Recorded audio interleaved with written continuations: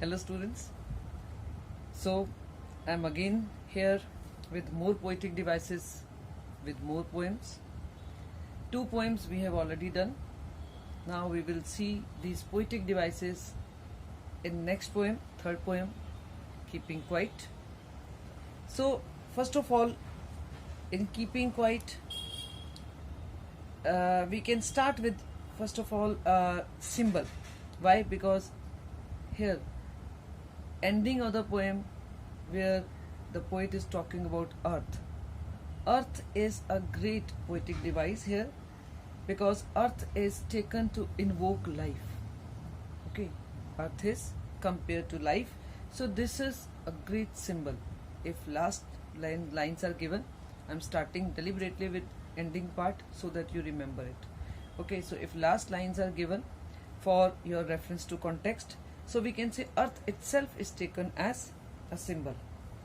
Then here earth we can say is taken as personification also, because earth is here to teach. Because your important question is what can we learn from earth, or what does the earth teach to the humanity. So it means earth is taken as a teacher.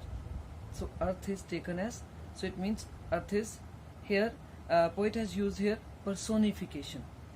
So if you take end part, so you are to remember that it can be given as symbol, or your answer can be even personification. It will depend what lines particularly you get for this.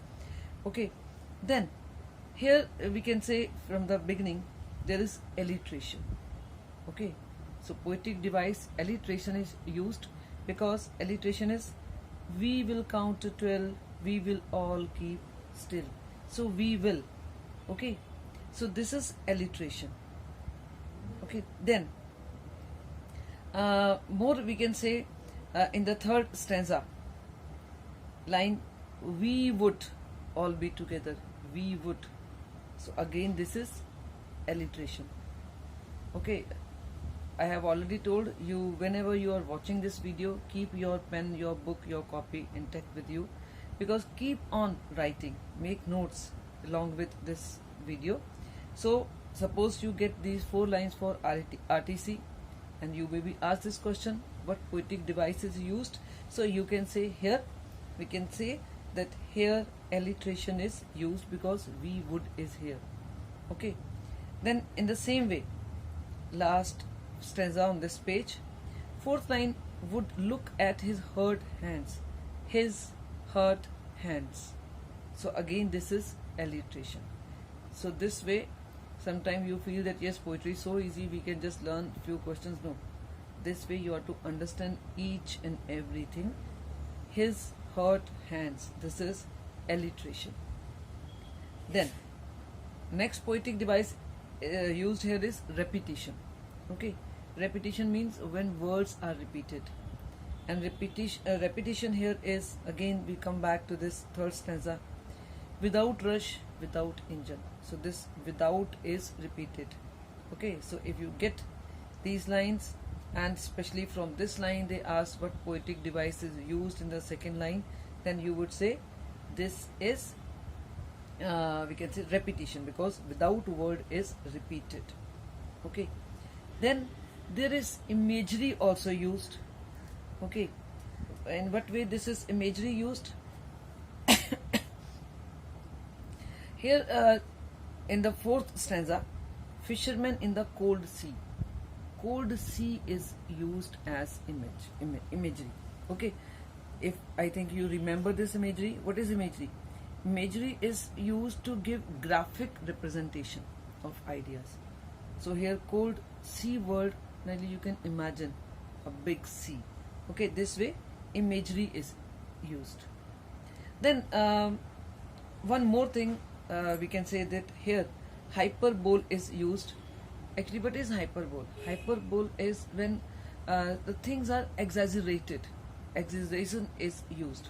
Okay, it's not that everywhere we see in the poetry exaggerations, but even then sometime the poet deliberately we can say would use certain words to give exaggeration to his own points. Okay, so here we can say like in the ending, in the beginning, he says, now we will count up to 12. Though count up to 12, maybe few teachers or few people can say there is no poetic device. Okay, because count up to 12 is otherwise doesn't come under any poetic device. But suppose you get these two lines or you get the ending lines, and there they say that okay, what is the poetic device used here? So here count up to 12. Actually this is hyperbole. Exaggerations are given, because it's not that you are just counting up to 12 and everything is over, meditation is over and you have become mature within this counting of 12. No. Okay, so this way we can say exaggerations are used over here. Okay, it means hyperbole is used. So that way we can say this is hyperbole example. Okay, so this is with the third poem. I think we can same way we can come to the next poem. Okay, next poem is A Thing of Beauty. Now if we come to this Thing of Beauty, we can say this is full of poetic devices. Okay, so when we start this poem, now A Thing of Beauty, first of all we will talk about metaphors. Okay, a long list we can say of metaphor is here. Like first of all the word Baur quite. Okay, if you have read the poem, I think you will immediately get these words. So he talks about the Baur quite when he is talking about beautiful things. Okay, in the nature. So here Baur quite is metaphor. Then sweet dreams. Okay, this is again metaphor. Naturally, first of all, fourth line Baur quite, this is metaphor. Fifth line sweet dreams, again metaphor. Okay, because dreams are never sweet, never sour. This is comparison only. Okay, so that's why we can say this is metaphor. Then flowery band, again this is metaphor. Okay, then you can underline unhealthy and over darkened spirits. Spirits unhealthy, and this is again comparison. Okay, so again we can say this is metaphor. And on the other page there is in the ending lines endless fountain. Okay, fountain is endless, again we can say this is metaphor. Okay, now in this point we come to imagery. Okay, imagery is fully used over here. I think you still remember imagery. In the I have already told you. Okay, in the previous we can say poem also we have seen imagery. Imagery is when certain words are used in such a way to give we can say graphic representation. You should be able to see that graph over there, okay, in your imagination. So this is imagery. Now see where imagery is used in this poem. First of all, you can underline flowery band. Again here this is imagery also. This is metaphor and this is imagery also. Then shady boon. Okay, you can imagine a kind of cool shade, okay, which comes as a boon. So this is imagery. Then on the other page daffodils. Okay, daffodils in the green world, flowers in the green world. This is all imagery. Then dooms. This is again imagery. Endless fountain, again we can take it in imagery. Clear rills, again imagery. Okay, and here only third line, cooling covert it makes. Okay, so this is all imagery. So this way we have many examples of metaphor, many examples of imagery, and even certain examples of metaphor can be counted as imagery also. Then we come to alliteration. In this poem alliteration is also used. Alliteration, again repetition. Noble nature, N is repeated. Okay, this sound is repeated. Okay, so this is alliteration when the sound is repeated. Then cooling covert, again this is repetition of sound, so this is repeated. Then flowery band to bind, band to bind, again this is alliteration.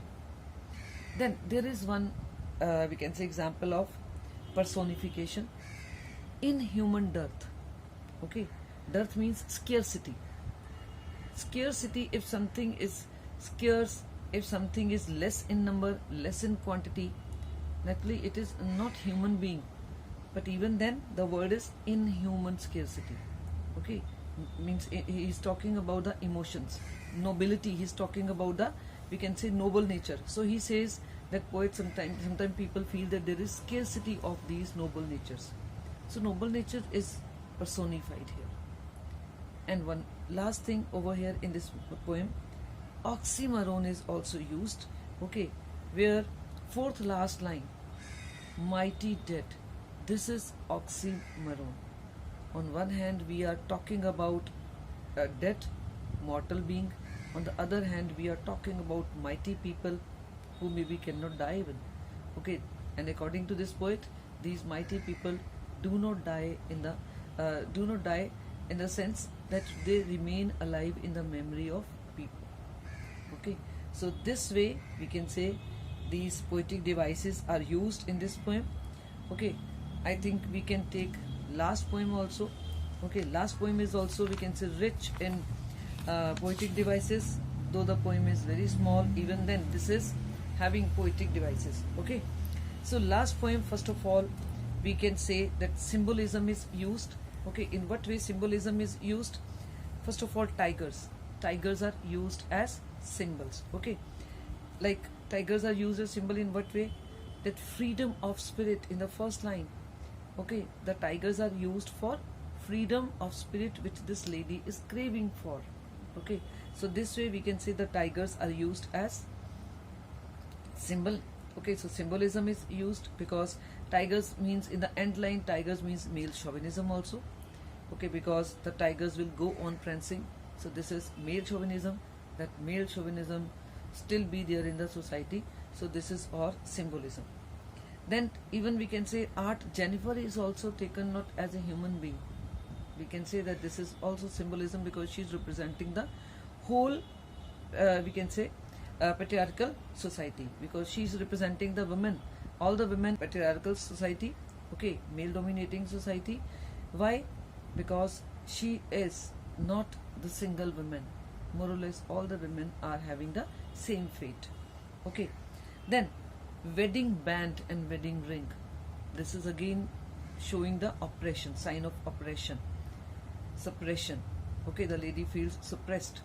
So again we can say this is symbolism. Okay, then here imagery is used, bright, topaz, denizens. Okay, this is good example of imagery. Okay, and again we are using this imagery. Imagery is important, so you should remember what is imagery. Okay, so imagery is used, graphic representation through this bright, topaz, denizens. You can very well imagine the green jungle and the tigers over there. Okay, bright colored, bright yellow colored tigers you can imagine. Then we can say there is alliteration. Okay, alliteration is again used, fluttering fingers. This is again alliteration. Prancing proud. This is again alliteration. So fine example of alliteration we have. Then there is hyperbole also. Okay, again exaggerations, hyperbole. So hyperbole is also used. Okay, where hyperbole is used, weight of ivory needle hard to pull. Ivory needle is very very light, otherwise okay it cannot be hard to pull, but here it is hyperbole. Example of hyperbole, that this lady is so much suppressed that she sometimes feels that this is very heavy even to carry the needles. Then again exaggerations, hyperbole, weight of the band and the ring. Okay, band is not that heavy, but this is, we can say, fine example of hyperbole. So this way I hope you are able to understand now poetic devices. We have discussed poetic devices, we can say, as a list also, and then we have now poetic devices poem wise. So all the poem I have discussed along with its poetic devices. So you listen to these videos, I think, again and again, so that you are very very clear about the poetic devices. Okay, so I hope you would learn little bit more, okay, with my videos, and hope you would like these videos also. So wait for such more videos.